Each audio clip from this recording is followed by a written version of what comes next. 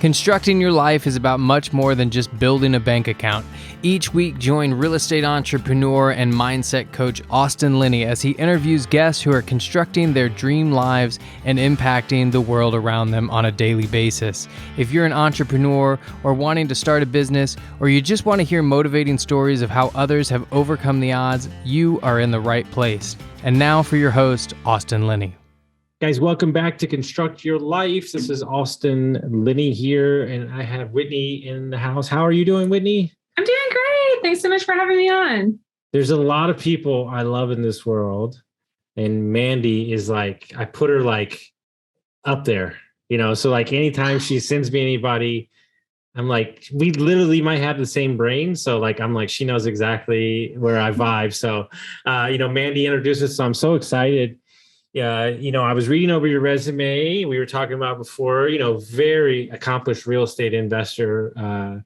But you said something, but it's been really great to mountain bike in Arkansas and be a mom. And so like, I love that because, a lot of times in business, we get involved in too much business.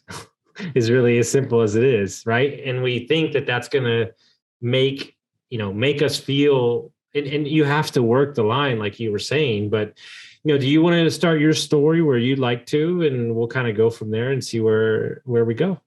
Yeah, definitely. Well, so I actually currently I'm the director of investor education at passiveinvesting.com. We are a private equity firm focused on multifamily, I should say passive cash flowing assets that build generational wealth, multifamily, car washes, self-storage. However, that is not where I started. I didn't wake up one day like in this world. I started off in 2002.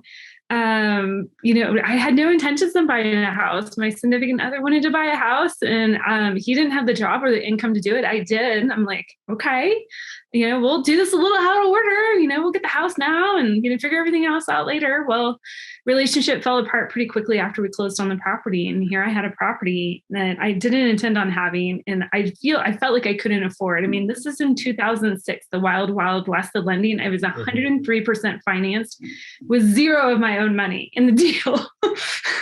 I could fog a mirror. That was about it. Right.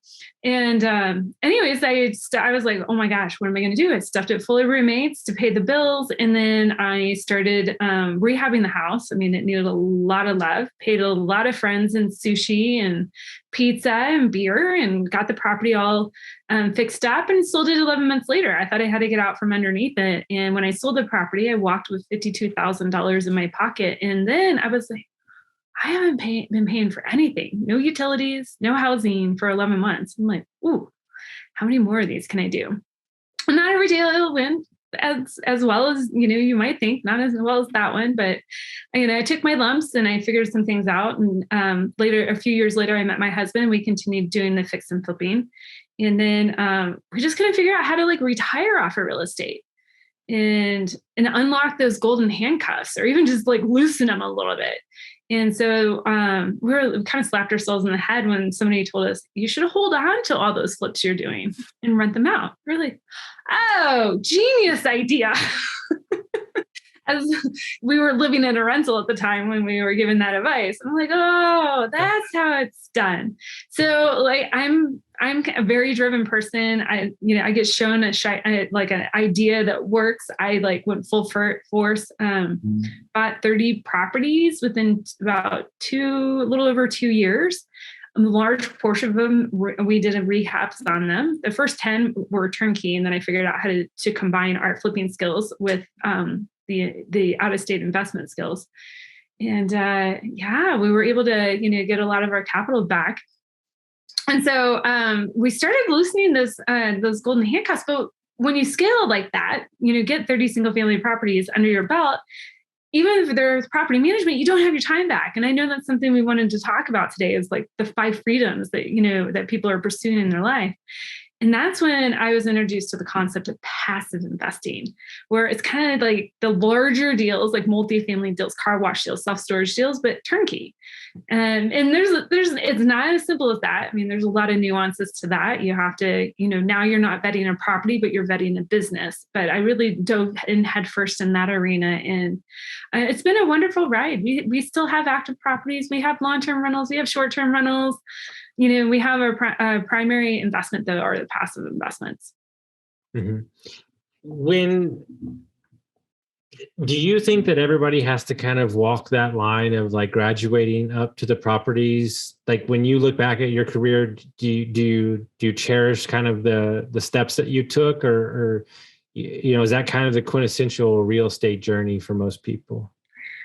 So there's a little bit of untangling there, right? I think it's a common real estate journey for a lot of investors that want to scale a portfolio, scale to get their time back, right? Scale to have freedom of location independence, freedom of choice, financial freedom. Now, I think, do you have to start with buying a single family property? No, I don't think so. Mm-hmm. I don't believe that at all. I think it's an easy foray for people to get into real estate. It's something that's very tangible. Once you figure out how to buy your primary, you're essentially reapplying the same skills to get like that next property. But it's certainly not where, if somebody, needs to start there because of capital or fear or just hesitations in general, that's a great place to start. But, for somebody who is just, maybe like in a higher, paying job or has the capital free, you can maybe skip some of those steps. But I walk people through this process, investors through this process when I'm working with them. And number one, the first obstacle is you have to believe in real estate, right? And that is the first thing we're trying to solve. And I think that's how a lot of people get into single family real estate is they believe in it because they live in their own house, but they don't believe in it as an asset class that can actually produce income from them, generate the four wealth builders, capital preservation, cash flow, appreciation. And then you start unlocking the beautiful tax benefits that come with real estate. And you can do that too with your primary, guys. But with depreciation and 1031, like with your investment properties, that's an extra layer on there. It's so, we have a meeting next week to structure our multiple businesses through a tax attorney. And like the first call, I'm like, bro, I don't even know what you're saying right now. Like, he's been in the game a long time. And like, I knew we were in the right place. Like, if you're telling me stuff that I don't know, like I know you're the guy, but it's alarming to me. It's so funny that you say that. I mean, I've done 500 episodes and nobody's ever said you have to believe in real estate. Like you have to understand it outside of like, I live in walls, like there's a vehicle. And like, I know that in Airbnb, but like, I think back to when I started, like, you're kind of just like fumbling around. It's like, oh my God, like it's like so funny that somebody mentioned to you, like, hey, why don't you hold them? Like, and like, seriously, like you're saying it like I had to like, it had to hit for me. Like, and it's really that it starts off back at that belief of like, this is a vehicle that can get me to where I need to go done the right way. Yeah. Yeah, absolutely. I mean, for us, I'll speak for myself. When I was initially doing what is now called live-in flipping and house hacking, I was combining the two strategies. I had cash flow coming in, the properties were appreciating. I didn't know how to take advantage of the tax benefits. I was missing one of those wealth builders. And I should say I had a little bit of cash flow coming in to cover my expenses, but I wasn't able to experience bringing in 300, 400, 500, or even like on my short-term rentals, 1,000 or 1,500 or 2,500 a month on those properties. So, really, that's where I was seeking out investment strategies that, could give me all of those wealth pillars at once. And it was as simple as just being able to hold on to the property and put a tenant in the property. It just, it was almost like Occam's razor, right? The simplest explanation is sometimes the most correct one. Mm-hmm.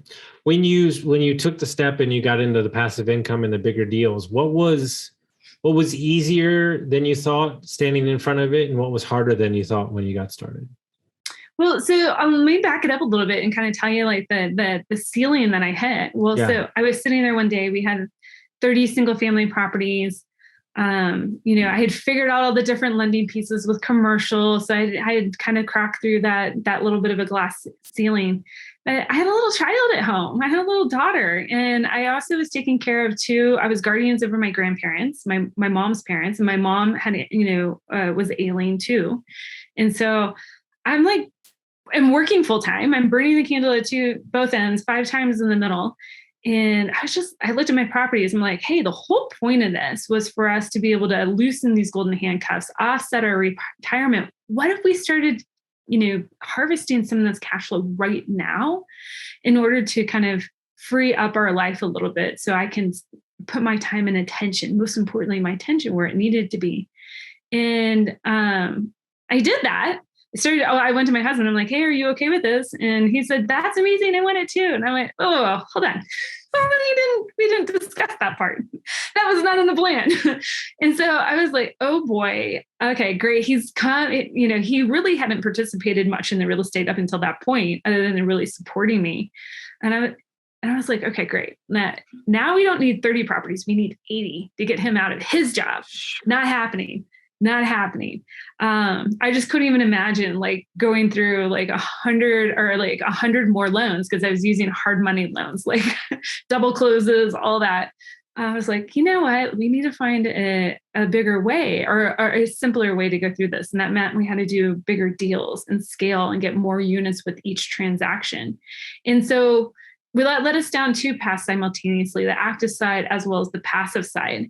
And when I went into the active side of real estate, I realized I had a lot of translatable skills. What I didn't have was the knowledge, expertise, and team in the credit and lending. I had to rework all of that. I did my market work.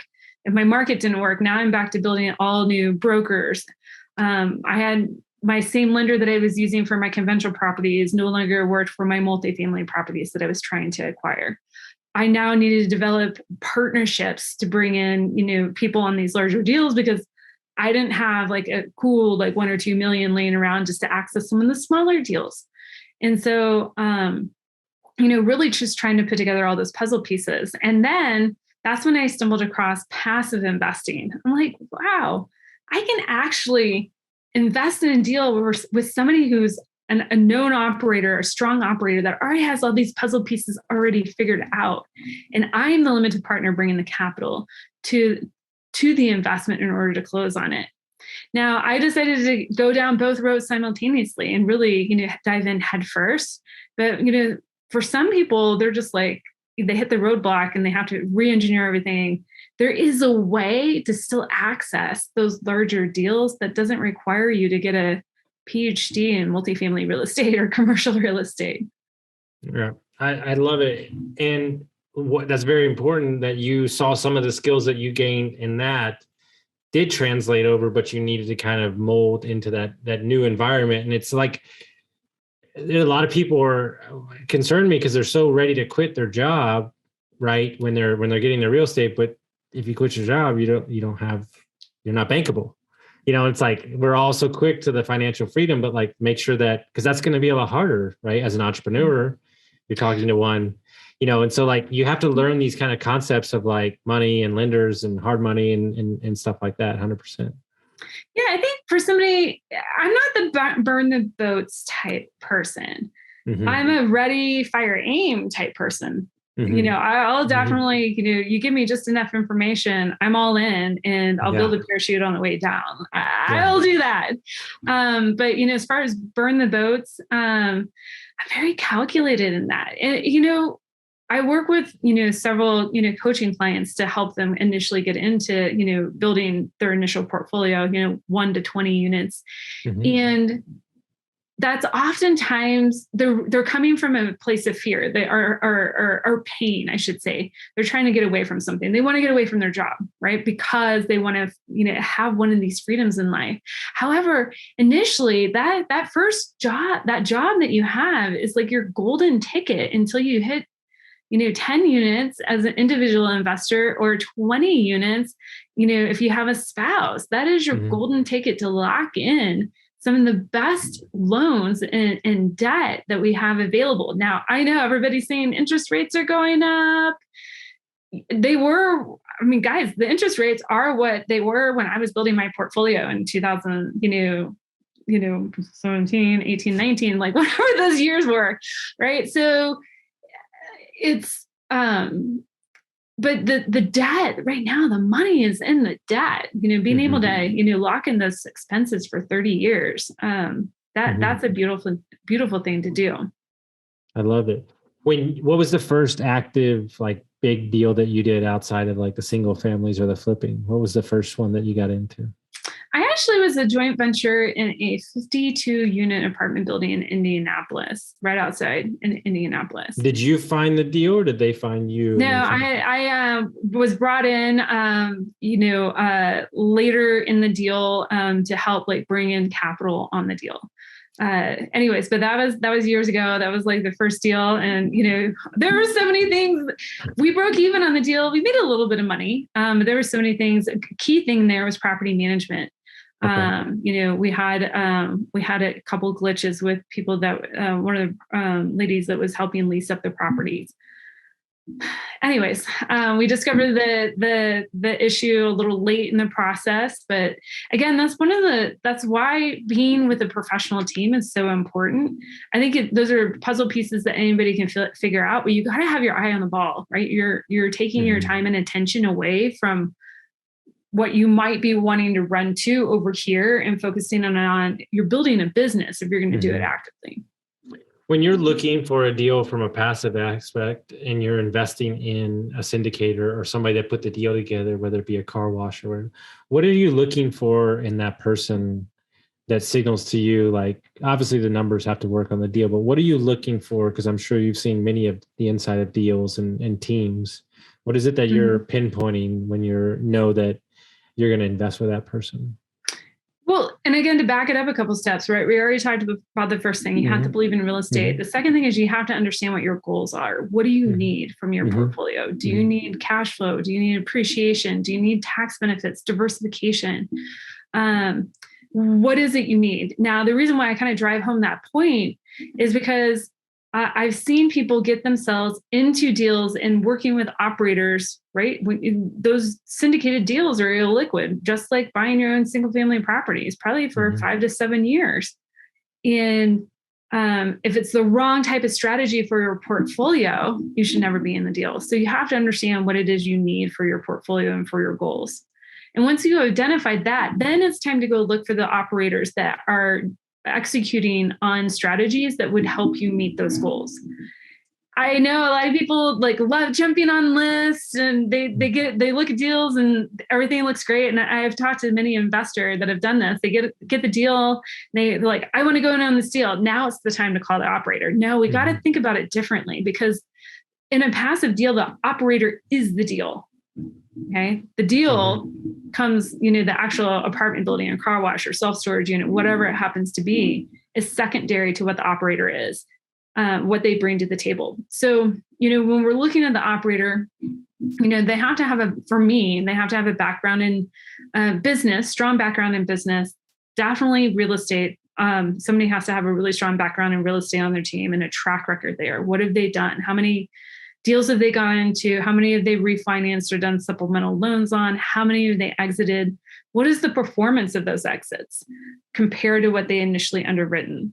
Is there only one operator, or are there multiple operators? I don't want to be with one operator, because what happens if they win the lottery and they don't need me anymore? Or like they get hit by a bus, what happens to the business then? Are they doing this full time? Those are some things that are kind of key red flags for me. Because I want somebody watching my money as it's their job. That's what they're there to do. And they're watching their money as if it's my money.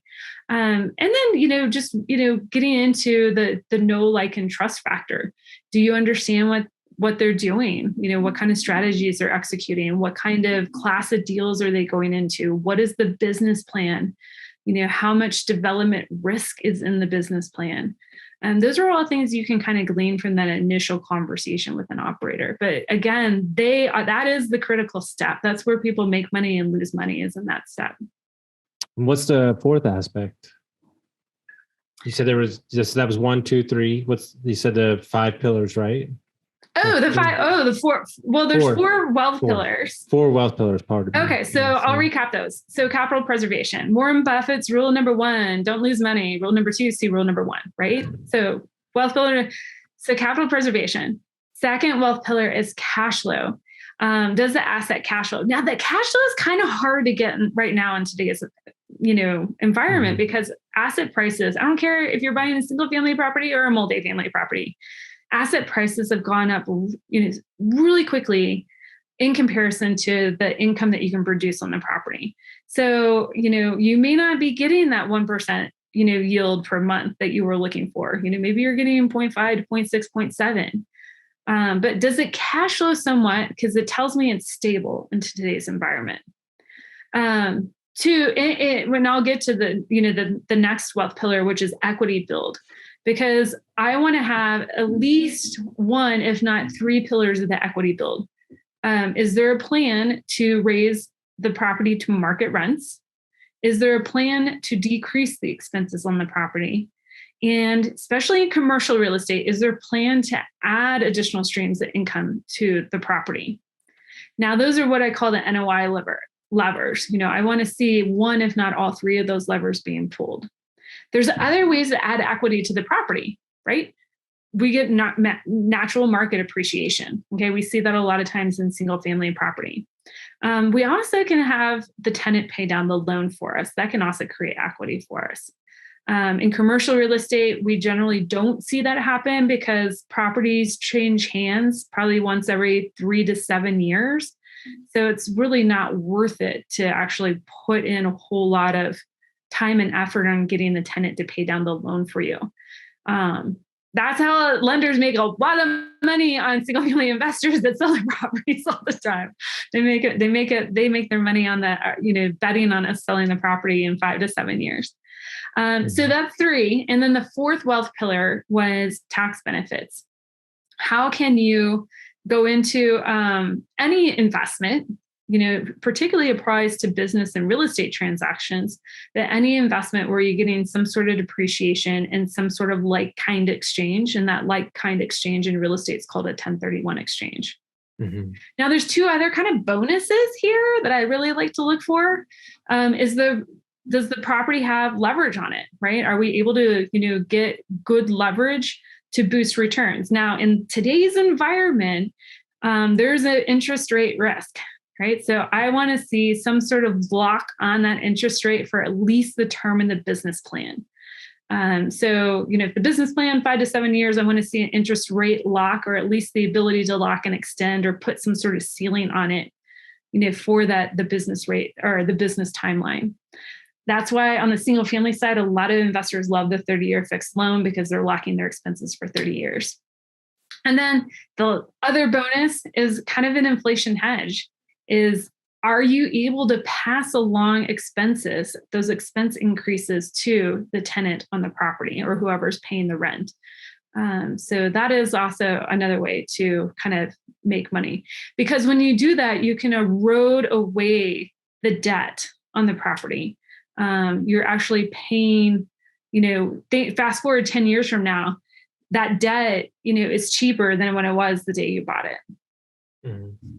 No, it's so good. Yeah. Covering all those aspects as you've grown, my big thing is mindset. As you've grown, obviously you're very driven, that goes without saying, but did you, how did you stay so focused on what you needed to do, and how did you keep growing? Cause you went from, doing a couple properties to doing massive deals and with a ton of money. Is that something that you cultivated over the time, or is it just like the environment that you surrounded yourself in when deals were getting bigger and bigger, you were comfortable with your team that you had?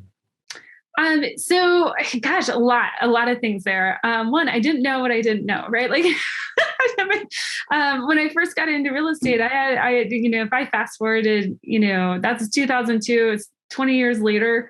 I had no idea that I would be here. You asked me in my 20 years ago, I thought I would be still in public health or medical field. This was not even on my radar. So, the kind of drive home point to that is as you get into real estate or any sort of adventure that you know and love, you have to be able to unhook your identity to who you were, right? So for me, I had to be able to let go the fact that, a couple of different things. I had to be able to let go that I'm not a medical professional anymore. I'm not a public health professional anymore. I don't need to be a public health professional. That doesn't drive my identity in order for me to have the life that I love and desire. Two, I also had to kind of quiet like those gremlins in my life, those people, the naysayers that told me that, what are you doing? Or, questioned me. That's hard, especially I feel it's harder for women. Just, from a generalization standpoint, we just are a little bit driven to be more conscious of, we want to be accepted by everybody around us, right? But I had to get over that. I had to get over what my family thought about me doing real estate. And then, from the actual execution side, I had to level up and surround myself with people that were doing bigger and better things than I was. And at each stage, right? If I had taken myself 20 years ago and tried to surround myself with the people that I'm surrounded with now, I don't think that would have worked, right? There were several iterations of myself along the way. And every single time when I resonated with the next big project, I would surround myself with the people that were actually doing those things. And, it just helps kind of lift all boats. And then the book, one of my favorite books, is called The One Thing by Gary Keller and Jay Papasan. And that just helps you.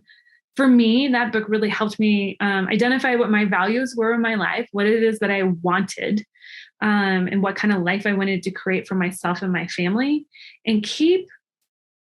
It's a time management book, but it's priority management, making sure all my actions were driven to those priorities. I love that.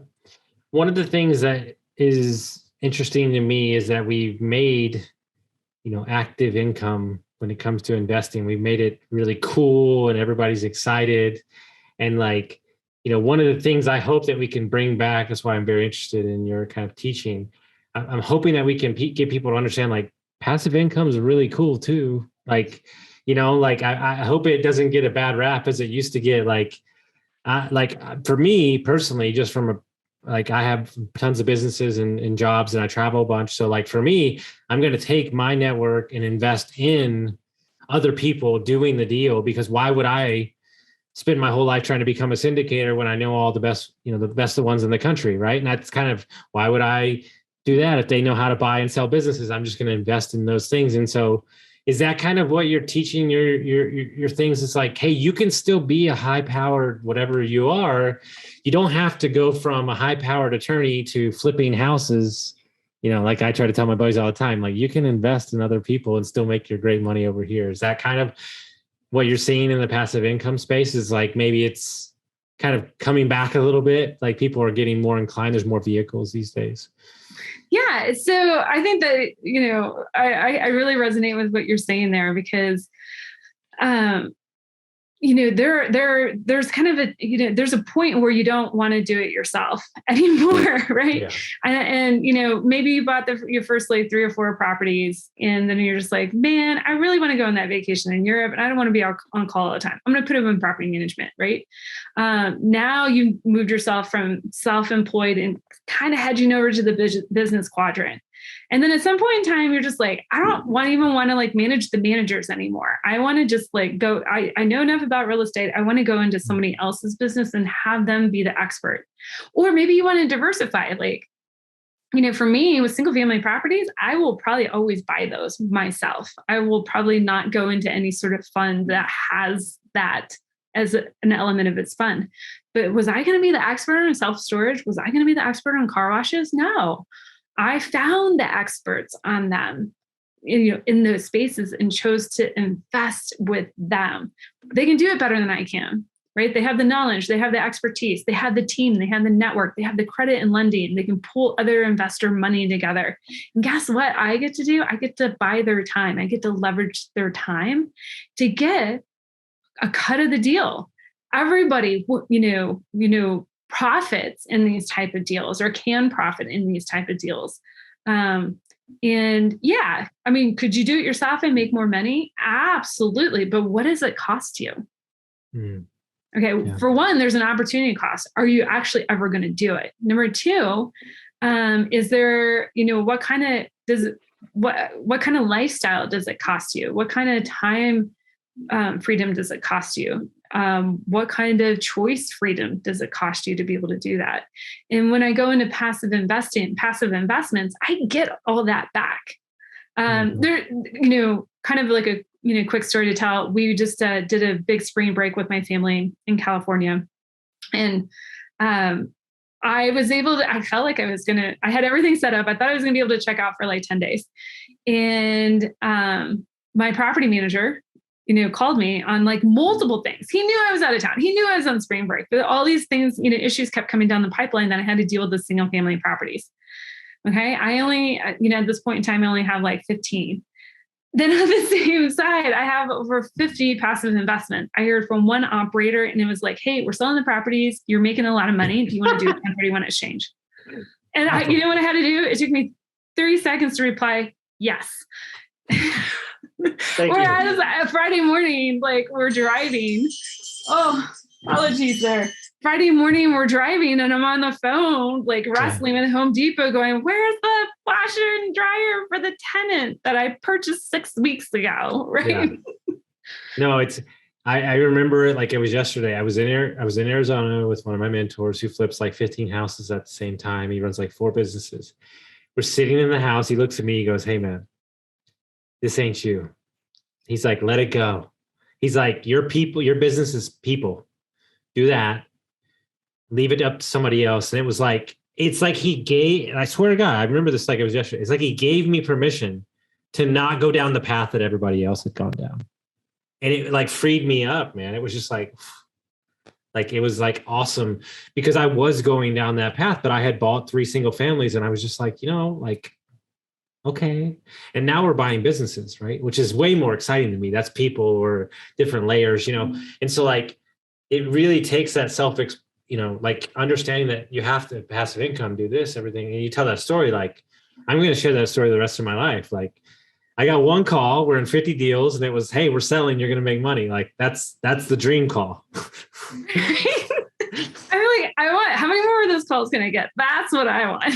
Yeah, exactly. If people want to find out more about your teachings and the stuff that you're doing, how would they do that? Yeah, you can find me at passiveinvestingwithwhitney.com. And there I've got some free goodies for people, a checklist on how to get into passive investing. You can also hop on the phone with me and we can talk about our open deals that we have at passiveinvesting.com. And, just talk about real estate in general, especially if you're ready. As one of my investors I was talking to a couple of weeks ago, he's like, I'm ready to fire Home Depot and Lowe's. I'm like, yes, come talk to me. The property that we did 2 years ago, I think I counted. I think it was 65 runs to Home Depot and 50 runs to the dump. And I was like, okay, this is not good. So yes, reach out to her, learn passive income. Trust me, it might be the vehicle that you're looking for, especially when you don't have to go out and search for yourself and be the boots in the Home Depots, unless you just really love Home Depot for your dates with your significant other. I love my brother-in-law. Like, he's like, come save me. He's like, I'm sitting in the Home Depot parking lot for the 5th time this week. And I'm really over it. He's like a dentist, he's like, and I'm really over it too. Why am I doing this again? Please remind me why I'm doing this. And I was like, yeah, passive income, baby. All right, guys, if you got some value from this episode, send it to a friend, share it with somebody to get some value, and we'll see you next time.